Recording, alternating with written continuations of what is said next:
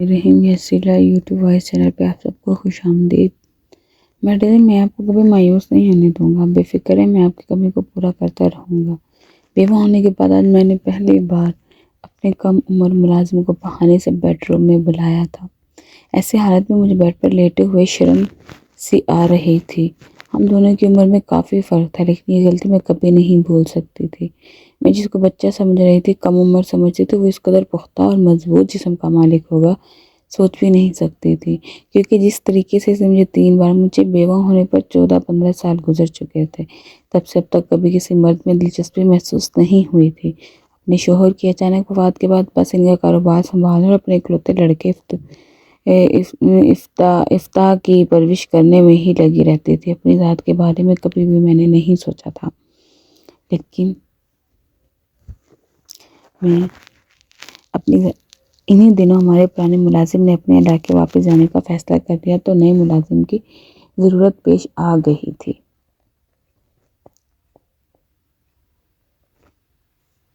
میں نے قیوم لالا سے کہا کہ آپ ہی کوئی بھروسے کا آدمی لا دیں جو آپ کی جگہ کام کر سکے۔ ملازمت کے سلسلے میں تھی، صنوبر آیا تو پہلی نظر میں مجھے اچھا لگا۔ صنوبر کو لالا ہی لے کر آئے تھے۔ افتاح نے قیوم کے بھروسے کا آدمی سمجھ کر رکھ لیا۔ واقعی یہ بہت نیک لڑکا تھا۔ صبح سے 5 بجے تک میرے بیٹے کے ساتھ آفس میں ہوتا، شام کو کالج چلا جاتا، رات کو کھانا کھا کر ہمارے کوارٹر میں سو جاتا۔ مجھے اس کے ساتھ لگاؤ ہو گیا تھا۔ میرے جیٹ لندن میں عرصہ دراز رہائش پذیر تھے۔ انہوں دونوں وہ پاکستان آئے۔ میرے بیٹے کو کہا کہ تم میرے پاس لندن آ جاؤ، بزنس میں ماسٹرز کر لو، میرے گھر رہو گے تو ہر طرح سے تمہارا خیال رکھا جائے گا۔ میرا ایک ہی بیٹا تھا، نہیں چاہتی تھی کہ مجھ سے جدا ہو۔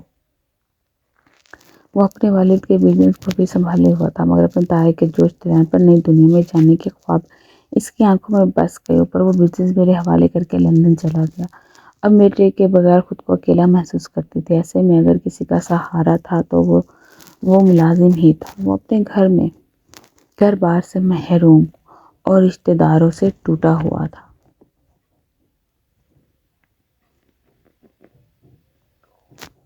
اسے بھی کسی کے سہارے کی ضرورت تھی۔ جس پر روز میرا بیٹا لندن روزانہ ہوا میں خوب روئی ہوئی تھی، اس نے میرے دکھ کو محسوس کرتے ہوئے تسلی دی، کہا کہ میڈم آپ مجھ پر بھروسہ کریں، آپ کو مایوس نہ ہونے دوں گا۔ اس کے ان الفاظ سے میں نے خود کو توانا محسوس کیا۔ اس وقت مجھے اپنے محروم وجود کا شدت سے احساس ہو رہا تھا۔ تمام زندگی کی محرومی میں گزارنے کا کلک بھی آج کے دن ہی ہوا کہ جس بیٹے کے لیے عمر کے سنہرے دن گزر گئے، اس کو پالا پوسا بڑا کیا، وہی مجھ کو چھوڑ کر چلا گیا تھا۔ میں اپنی کمرے میں بیٹھی ماضی کی یادوں میں گم تھی۔ آج اس واجب زندگی کا پراسرائش دور یاد آ رہا تھا۔ ایسے میں ہمدردی کے چند الفاظ لیے میرا ملازم سامنے آیا تو نظر اس کے غمگسار چہرے پر جم کر رہ گئی۔ اس نے مجھے انتہائی خلوص کے ساتھ دلاسا دیا۔ وہ مجھے بہت اچھا لگا۔ 5 سال گزرنے کے بعد وہ ایک پختہ اور مضبوط انسان نظر آ رہا تھا۔ ان کا وہ لڑکپن اور بھولا پن ختم ہو چکا تھا۔ وہ ایک پراعتماد اور پرتبار شخص لگ رہا تھا۔ مجھے وہ مرد، میرے دل میں خواہش ابھری کہ میرا غم بانٹ لے اور ہم خوب جی بھر کر باتیں کریں، مگر میرے اور اس کے درمیان جو فاصلہ تھا، اس کو بانٹنا اس کے بس کی بات تھی اور نہ میرے بس کی۔ وہ ملازم تھا اور میں مالک۔ اس کے دن کے بعد میں ہر طرح سے اس کا خیال رکھنے لگی اور وہ بھی پہلے سے زیادہ میری تابعداری کرنے لگا۔ کئی بار سوچا کہ میں بیہوگی کے بعد ایک بار پھر سے نئی زندگی کے بارے میں سوچتی، یقیناً اس طرح کے جیون ساتھی کی آرزو کرتی، جو عورت کا احترام کرنے کے ساتھ دل سوزی سے غم ساری کا سلیقہ بھی جانتا ہو۔ لیکن زندگی کے اس موڑ پر، جبکہ میرا بیٹا جوان تھا اور میری عمر 45 سال تھی، اس طرح کی آرزو کرنا دیوانے کا خواب ہی تھا۔ ایسی سوچ مجھ کو کسی طور سے نہیں دیتی تھی۔ ایک لمحے کا یہ تصور بھی کہ اب میں پھر سے نئی زندگی شروع کروں، مجھے حجاب دلانے کو کافی تھا۔ میری اور صنوبر کی عمروں میں بہت فرق تھا۔ وہ عمر میں میرے افتخار کے برابر تھا۔ اس کی عمر 22 برس ہوگی۔ تاہم جب اس نے ایک مضبوط مرد کے مانند میری غمگساری کی تو مجھے کو اس سے تحفظ کا وہ احساس ملا جو کسی بھی عورت کو اس وقت درکار ہوتا ہے جب وہ اکیلی اور بغیر مضبوط سہارے کے زندگی گزار رہی ہو۔ اگرچہ دولت بھی ایک سہارا ہوتی ہے، اتنا مضبوط سہارا نہیں ہوتا۔ کبھی کبھی تو دولت ہی سنے عورت کو بہت زیادہ غیر محفوظ کر دیتی ہے۔ ان دنوں خان میرا زیادہ خیال رکھ رہا تھا اور میرے دل میں اس کے لیے وہ فطری جذبات پیدا ہو رہے تھے جو میری عمر کی عورت کو زیب نہیں دیتے تھے۔ میں تو ایک بچے کی ماں اپنی اور بیوہ ہو گئی، میری امنگیں اور آرزویں ادھوری رہ گئی۔ اب جبکہ اپنی ذمہ داریوں سے جاگی تو میرے اندر کی سوئی عورت بھی بیدار ہو گئی۔ کبھی سوچتی ہوں کاش میرا کوئی اور اولاد ہوتی، اور کبھی سوچتی کیوں نہ پھر اپنا گھر بسایا جائے۔ آج میرے ارد گرد میرے اپنے تو ہوتے، اب جب میں بھی خان آمدن کا حساب کتاب دینے آتا اور میرے سامنے بیٹھا ہوتا، میری کیفیت عجیب ہو جاتی۔ میں کسی طرح اس کو اپنی کیفیت بتاتی کہ وہ دوبارہ سے اپنا گھر بسانا چاہتی ہوں۔ اب سمجھ میں آیا کہ کیوں بیوہ کا دوبارہ گھر بسا لینا احسن ہے۔ لوگ کہتے تھے کہ بیوہ کا شادی کر لینا کوئی جرم نہیں، اور میں ان باتوں سے بیزاری محسوس کیا کرتی تھی۔ غصہ آتا کہ یہ کیوں ایسی باتیں میرے سامنے کرتے ہیں۔ ہوگی کوئی جرم تو نہیں، میرے پاس گھر، دولت، اولاد سب کچھ ہے، مجھے کسی چیز کی بھی ضرورت نہیں۔ اس کو پالنا اس کے بس کی بات تھی نہ میرے بس کی۔ ملازم تھا اور میں مالکہ۔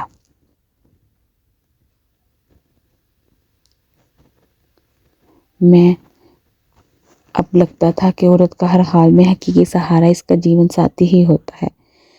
ایک روز ہم دونوں گاڑی میں سبزی لینے مارکیٹ جا رہے تھے۔ کار ایک جگہ سگنل بند ہونے کے باعث رکی تو ایک بوڑھے بھکاری نے ہاتھ پھیلا کر کہا، کچھ دے دے، بھوکا ہوں۔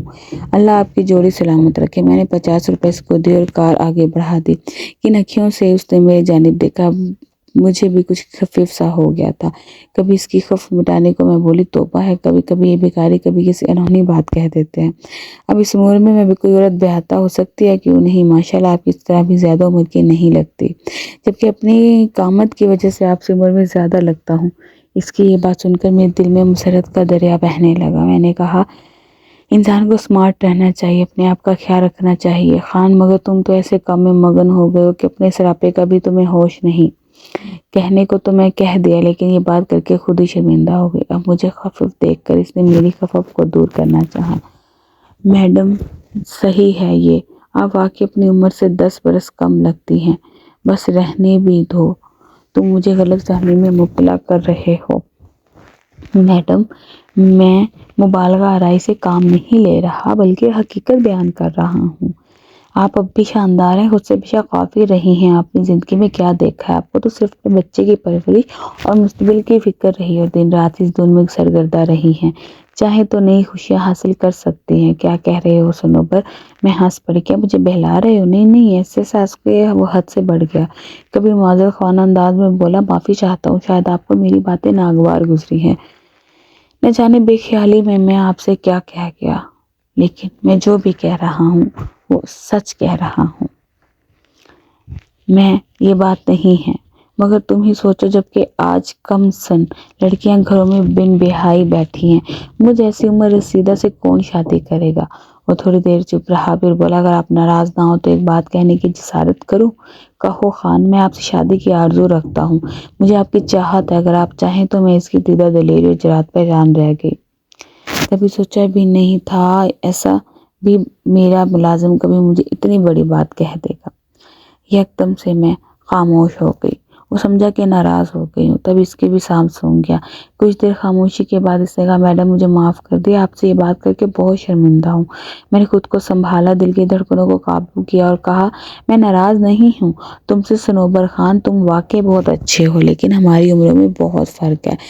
تم نے مجھ سے ہمدردی کے تحت ایسے جذبات کہے، لیکن جذبات فیصلوں پر ہمیشہ انسان کو پچھتانا پڑتا ہے۔